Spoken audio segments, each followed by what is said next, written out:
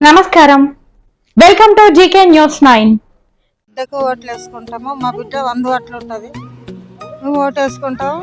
హరీష్ రావు, కేసీఆర్ మేము గెలిపించుకుంటాం. మా బిడ్డకి వేస్తాం. ఈ 13వ డివిజన్లో రేణుకక్కను గెలిపించుకుంటాం. ఎందుకంటే ఆడవాళ్ళకు చాలా సమస్యలు ఉన్నాయి, నేరాలు ఘోరాలు చాలా జరుగుతున్నాయి. ఆడవాళ్ళ సమస్యలు ఆడవాళ్ళకి తెలుస్తుంది కాబట్టి పార్టీ తరఫున అయినా ఇండిపెండెంట్ అయినా మా రేणुकाक्कను గెలిపించుకుంటామని మేమందరం ముందుకు వచ్చింది. 13 नंबर डिवीजन को हमारे రేणुकाक्का ठहरे. हमारे రేणुकाक्का को सब जने बाजी मेदारी से जिताना. हम पूरे में औरतें पीछे है. हमारे को अच्छा जिताना, सब जने मिलके इनको जिताना अच्छे नंबर से.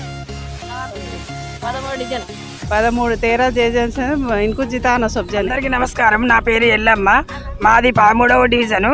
మేము 13వ డివిజన్ నుంచి వెళ్ళి కంచర్ల రేణుక అనే అక్కను గెలిపించుకోవడానికి మేమందరం ప్రజలందరూ ముందుకు వస్తున్నాము. ఎందుకంటే మేము కూడా ఆడపిల్లలం కాబట్టి అక్క కూడా మాకు ఏదైనా చేస్తుందనే ఉద్దేశం కొద్దీ మేము అక్కను గెలిపించుకోవాలి. టీఆర్ఎస్ నుంచి వెళ్ళి మేము ముందుకు వచ్చినాము.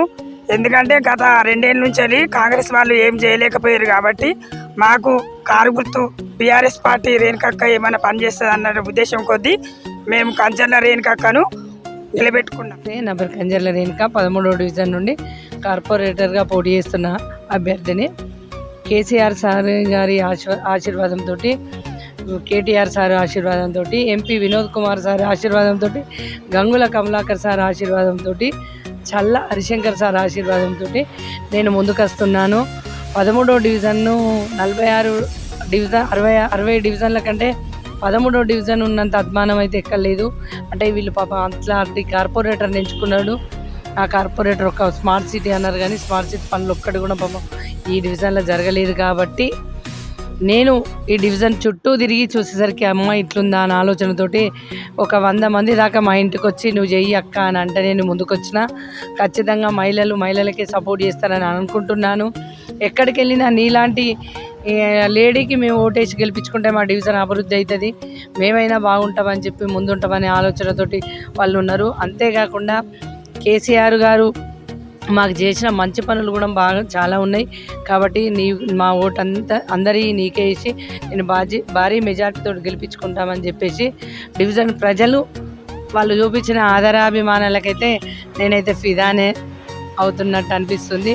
మేము భారీ మెజార్టీతో గెలుస్తాం. అంతేకాకుండా మున్సిపాలిటీలో బీఆర్ఎస్ పేరు జెండా ఎగురుతుందని కూడా ఈ సందర్భంగా నేను చెప్పుకుంటున్నాను. సార్ బీఫామ్ కమలాకర్ సారు ఈరోజు ఇస్తారు. ఖచ్చితంగా బీఫామ్ నాకే ఇస్తారని నమ్మకం కూడా ఉంది. అంత నమ్మకం లేని నేను ఇంత ప్రచారం చేసుకోలేను. నాకు వాళ్ళు సపోర్ట్ చేస్తారని నమ్మకం కూడా ఉంది. ఖచ్చితంగా బీఫామ్ నాకే వస్తుంది సార్. నేనే బీఆర్ఎస్ అభ్యర్థిగా నిల్చుంటానని కూడా చెప్తున్నాను. ఇండిపెండెంట్గా చేస్తా సార్. పనిచేసే వాళ్ళకి, కష్టపడి పనిచేసే వాళ్ళకి బీఫామ్లు ఎందుకు సార్? అవసరం లేదు కదా. ఈ బీఫామ్ ఇచ్చినా ఇవ్వకపోయినా బరిలో ఉంటే ఇండిపెండెంట్గానైనా అనే ఆలోచనతోటే ఉన్నాను. కాబట్టి నేను పనులు కూడా చేసుకుంటున్నాను.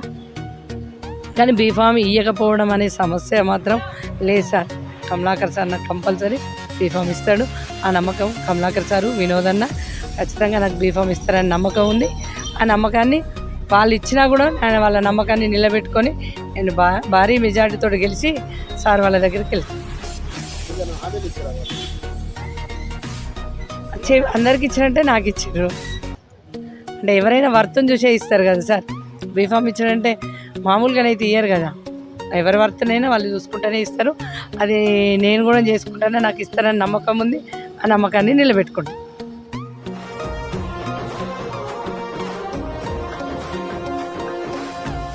ఈ వీడియో మీకు నచ్చినట్లయితే లైక్ బటన్ క్లిక్ చేయండి. మరిన్ని వీడియోలను పొందడానికి దయచేసి సబ్స్క్రైబ్ చేయండి.